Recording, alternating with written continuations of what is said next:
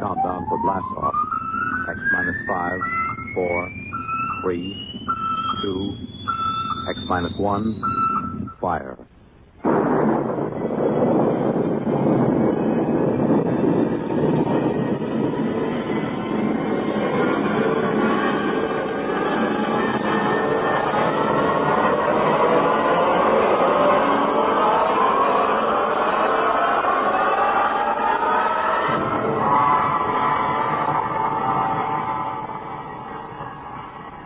From the far horizons of the unknown come transcribed tales of new dimensions in time and space.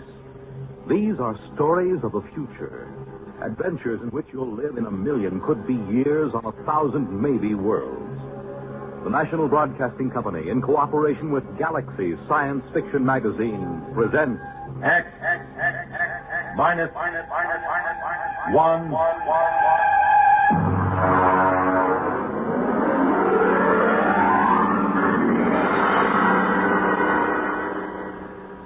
Tonight, The Last Martian by Frederick Brown.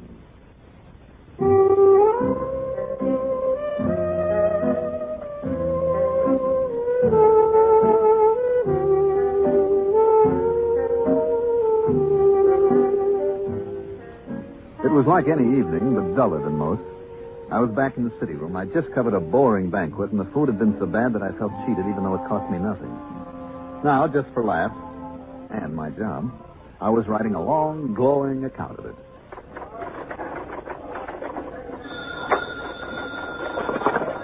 City desk, Corrigan. Yeah? You what? Mm-hmm. Yeah, sure, why not? Okay, Barney. Yeah. Bill. Yeah? Finished typing that banquet story yet? Finish it, huh? 30. Okay. You know Barney Welch, don't you? Barney's bar? Of course I know him. I know you know him. It's just a rhetorical question. What about him? He just phoned. So? You got a guy down there. Who? Claims to be from Mars. Is he drunk or raving or both? Barney doesn't know. He said there might be a gag story if you want to come over and talk to the guy. Drinks on the expense account? Here. You got a deal.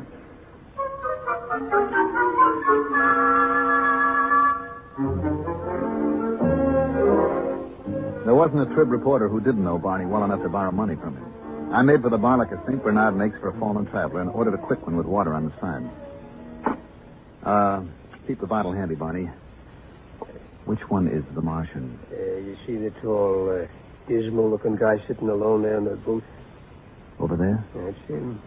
What's his story? Well, he says he just got in from Mars 2 hours ago, and he's trying to figure it out. He claims he's the last living Martian. Mm-hmm. Does he know I'm a reporter? But he'd talk to anybody who'll listen to him. What's his name? He says it's Yangan Dao. I'll talk to him.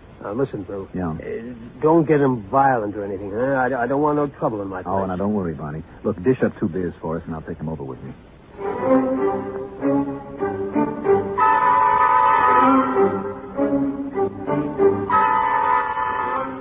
Barney drew 2 beers and cut off the head. He rang up 60 cents, gave me my change, and I went over to the Martian. Mr. Dow? Yes? You mind if I sit down? Help yourself. It's a free country. I brought you beer. Barney, the bartender, told me something about your problem. Oh?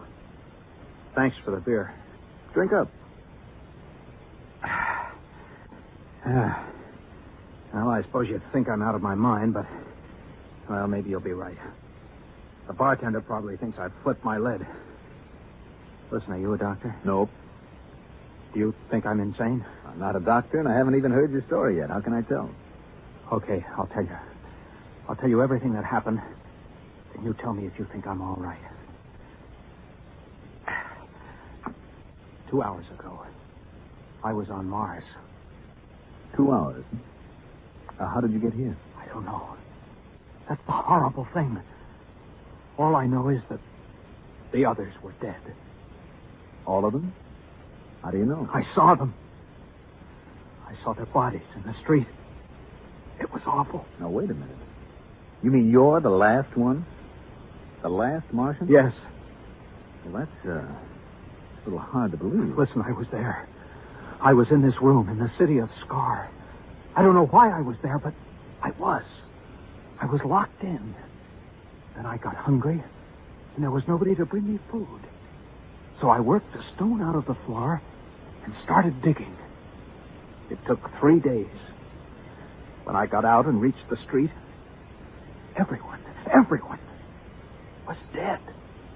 Lying in the open. Well, what did you do?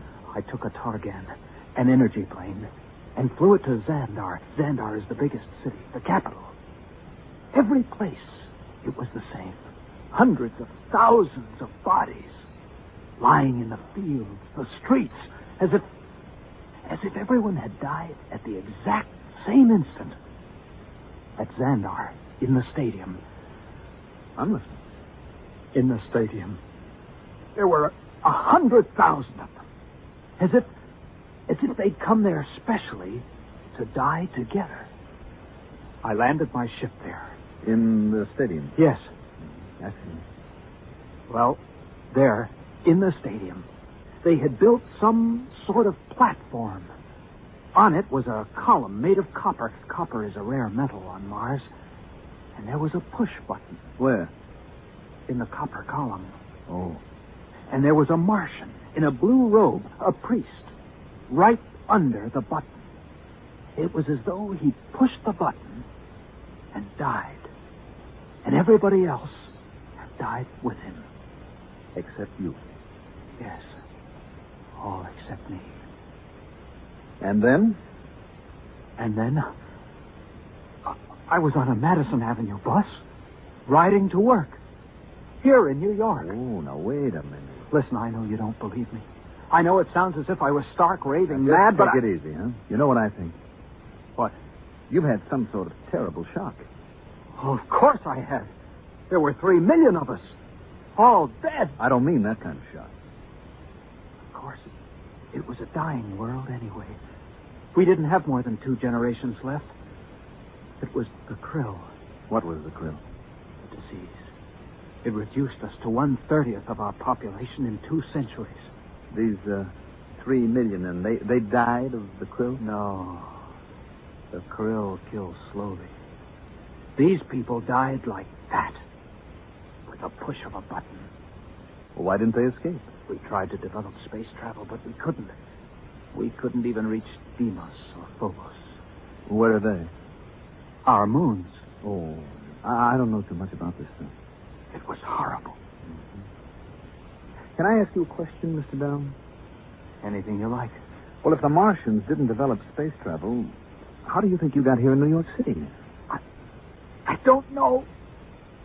It's driving me wild. I'm Yangan Dal, a Martian. And I'm here, in the body of an Earthman. The body of an Earthman? Of course. You don't think Martians look exactly like humans, do you? I'm 3 feet tall. Weigh what would be 20 pounds here on Earth. I have 4 arms and 6 fingers on each hand. Barney? Yeah? 2 more beers, huh, with whiskey chasers? Right? Go on, Mr. Down. I don't mean to interrupt. It frightens me. Oh, I can understand that. Here's your drinks. You want some help? Thanks, Barney. Drink up, Mr. Dow. Thank you. By the way, who is this Earthman whose body you've got? Its name is Howard Wilcox. Howard Wilcox, huh? I'll just write that down. Address? It's in the wallet. 45 Amber Court. Mm-hmm. This Howard Wilcox whose body you're in, does he have a family? It is married to a female of this species. Yes. Well, have you been home? No. Then how do you know? I have all of its memories. I can do everything it could do. I know everything it knows. Oh, I see. I even have its tastes. Beer, for instance. Yes. You have a job? At the Humber Lamp Company, 34th Street. Well, maybe you ought to call your wife. No, it frightens me. Why? This body, it loves its wife. Let me buy us around. There's money in these pockets. Okay. very good of you to listen to my story. Barkeep, another round, please. Tell me, Mr. Dow, did you ever suspect before that you were a Martian? Suspect? I am a Martian. Don't you understand? Well, how did you get in here?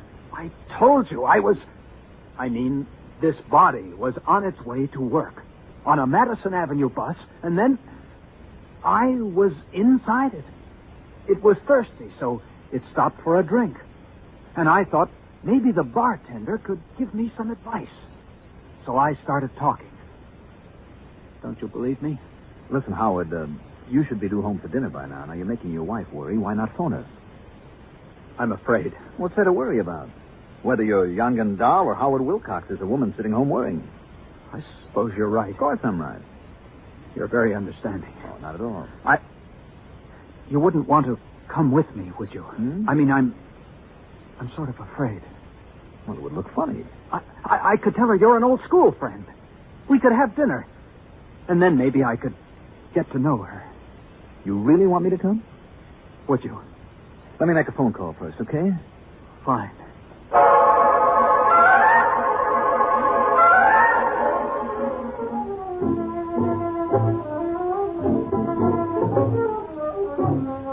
I rang up the Tribune and got Cargan at the city desk.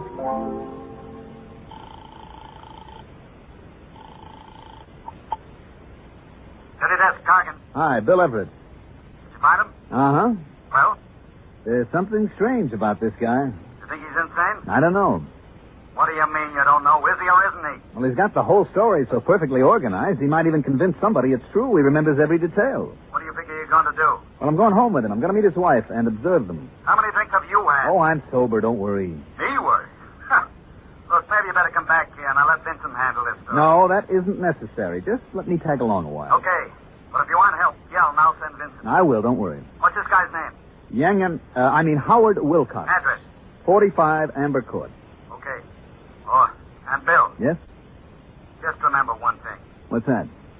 You could be playing with dynamite. Watch your step.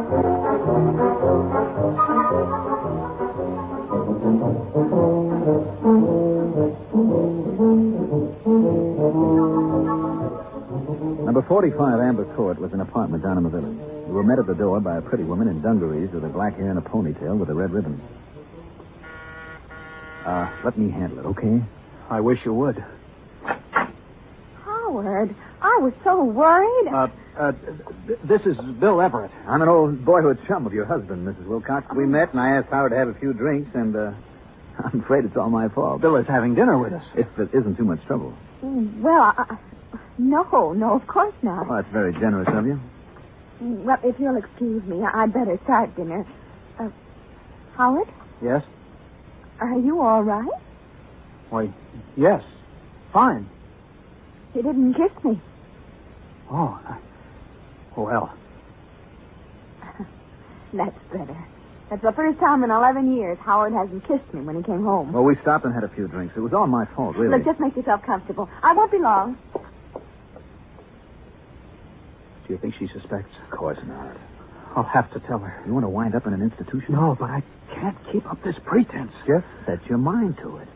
Now, after a while, it'll become natural.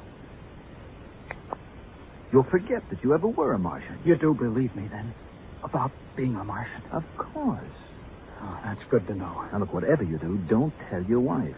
It would ruin her life. I'll try not to tell her. Try very hard. Now, don't tell anybody. You and the bartender know, of course. We'll keep it quiet. Don't worry. Good. Do you think you can carry it off? I'll try. Good boy. Now, tell you what. If you get into any kind of trouble, if you just have to talk to somebody about it, give me a call. Here, at this number. Now, if I'm not in, you leave a message with my boss. His name is Cargan. Cargan. You promise? I promise. Fine. You're very kind. This body...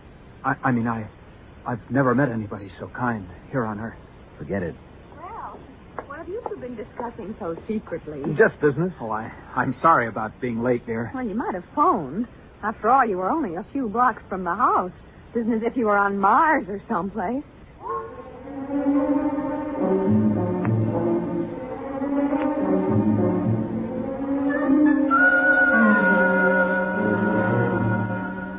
Dinner went pretty well.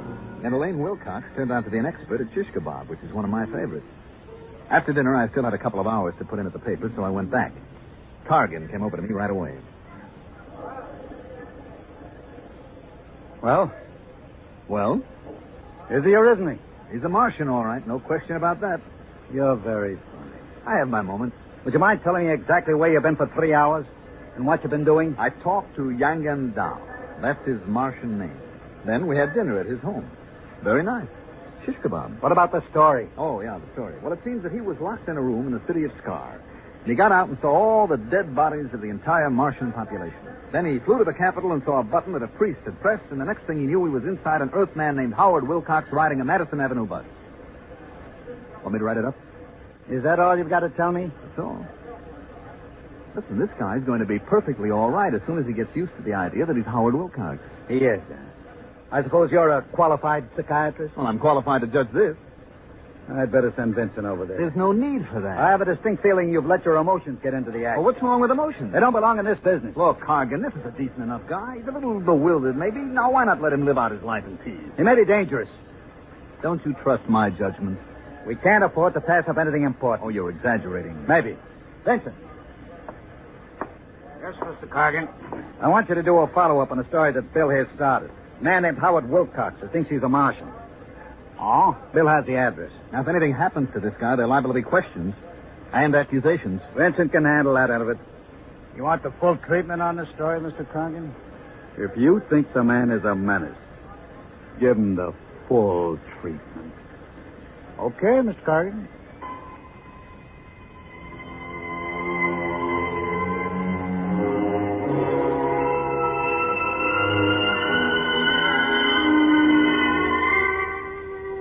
I gave Vincent the address, feeling like a murderer, and then I beat it to the nearest phone booth and called Howard Wilcox's home. His wife, Elaine, answered.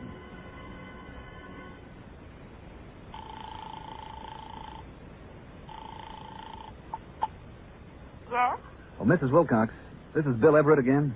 Oh, did you forget something? No, I have something to tell you, and it may sound a little weird, but bear with me. Oh, what is it? A man from my newspaper is coming over. His name is Vincent. Now, he's a big, ugly man with a scar on his lip. He's coming over here? He's on his way now. Well, what for? Well, that's the part you aren't going to believe, Mrs. Wilcox. Well, try me and see. He's going to murder your husband. I'm afraid I didn't hear you. I said he's coming over to murder your husband. You and Howard did do quite a bit of drinking. I'm trying to do you a favor. Now, listen to me. I'm listening. Send him away. Tell him Howard had to leave town. Do you hear me? I hear you, but really... Please, Mrs. Wilcox, if your husband means anything to you. Of course he does, but why not call the police? They'll laugh at you. I'm coming right over. I'll explain when I get there. And remember, your husband's life depends on this.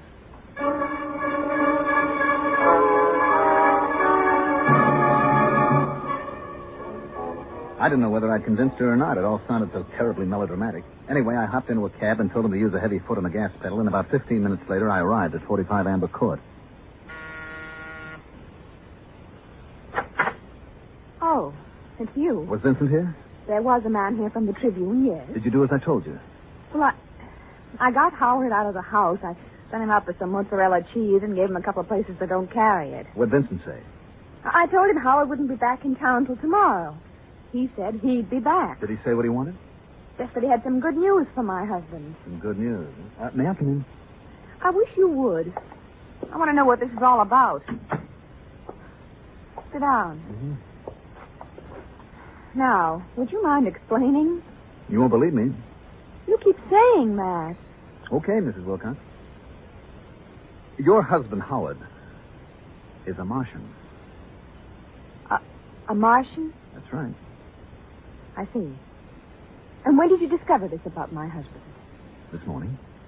Would you mind telling me just when he arrived? From Mars, that is. This morning. You don't say. Told you wouldn't believe me. Oh, I haven't said that yet. You're sure Howard is a Martian? Yep. He claims to be the last Martian. Look, see if I can make it clear. There was a plague sweeping Mars. Now, they devised a means of transporting their intellects through space to Earth. Their dead bodies remained behind. Now, Howard, your husband, was confined in an institution, so he didn't get to go with the other Martian souls. He dug his way out and went to the capital city where the energy machine was located. Mm-hmm. I guess there was enough left to send his intelligence down here where it landed in the body of one Howard Wilcox. How did you find this out? He told me. Mr. Everett, if you don't mind, I'm rather tired. First you tell me someone's going to murder Howard, then you tell me he's the man from Mars. I'd like to get some rest, if you don't mind. I'm trying to convince you your husband is in danger. If Howard is a Martian, just why did your Mr. Vincent want to kill him? Because Mr. Vincent is a Martian, too. Uh-huh. I suppose the editor of the Tribune is also a Martian? No, not the editor, just the editor of the City Desk. And you, Mr. Everett, are you a Martian, too? Matter of fact, yes. Good night. Just won't see it, will you? Good night, Mr. Everett. Okay, I tried my best. Martians, indeed.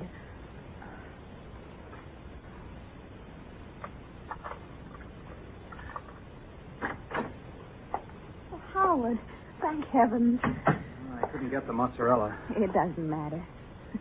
Tell me, Howard, are you a Martian? What? Why, yes. How did you know? Oh, woman's intuition. It's terribly late, dear. Let's turn in. No, not yet. I want to know how you knew I was a Martian. Howard, please, I've had just about enough of this nonsense today. It isn't nonsense to me. Only this morning I was Yang Gandal, a Martian. Now I'm in the body of your husband. Is this a joke you and your friend Mr. Everett invented to torture me? Because if it is... It isn't a joke. It's the truth. Howard, I just can't stand much more of this. I'm beginning to wonder if it's me. Who could that be at this hour? I'll answer it. Yes? You are Mr. Howard Wilcox? Yes? My name's Vincent. I'm a reporter from the Trib. Yes? May I come in? Yes. Who is... Oh, Mr. Vincent. I see your husband has unexpectedly returned from out of town, Mrs. Wilcox. Now, look here. Would you mind telling me why you lied to me? Yes, I would. Does it have anything to do with the fact that you know your husband's secret? What secret? That he is young and dull. A Martian. I don't know what you're talking about. I think you do. Why is there such concern? I am Yang Gandal. I am a Martian. The last Martian, as far as I know. That is where you're wrong, Mr. Wilcox. Wrong. You see, there are many of us. Many?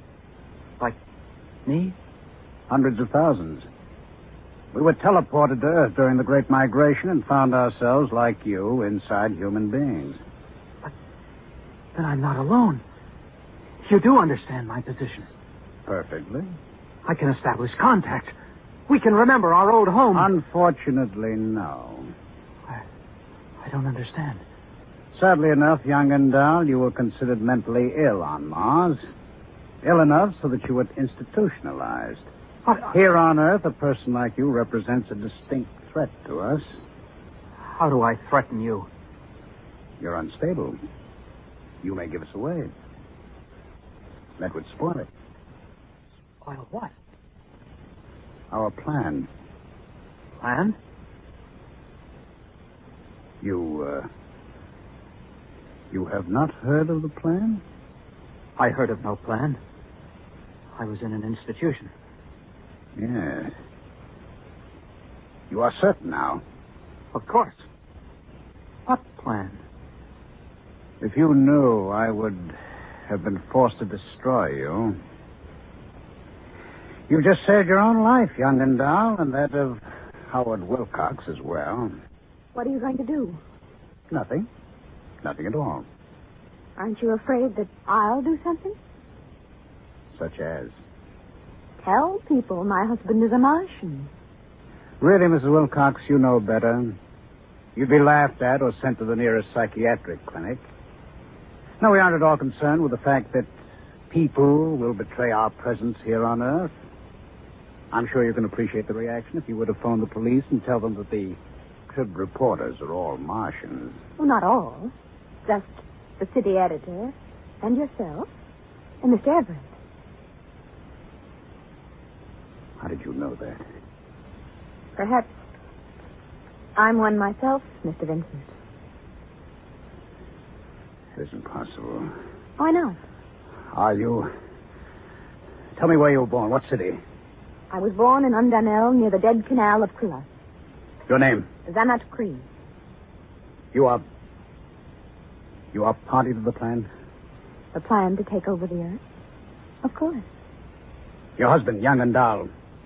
Why did you not inform him? For the same reason you did not. He is unstable. But there is no need to worry. I will care for him. Amazing. Now, would you mind leaving us alone? We have many things to discuss. Of course. It's amazing. Positively amazing.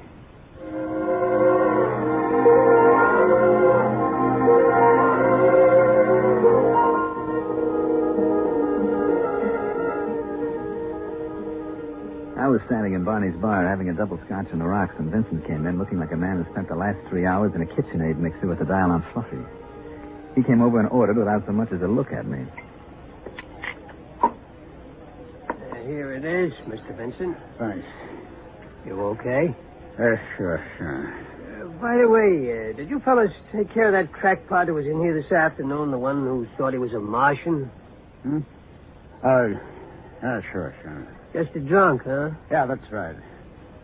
Wouldn't you say so, Bill? Oh, definitely. Well, you see, Barney. Sometimes you can't tell the Martians from the Earthmen. You know? It's getting to be that way, Mr. Vincent. Right, Bill? That's right, Barney. Integration. That's what it is.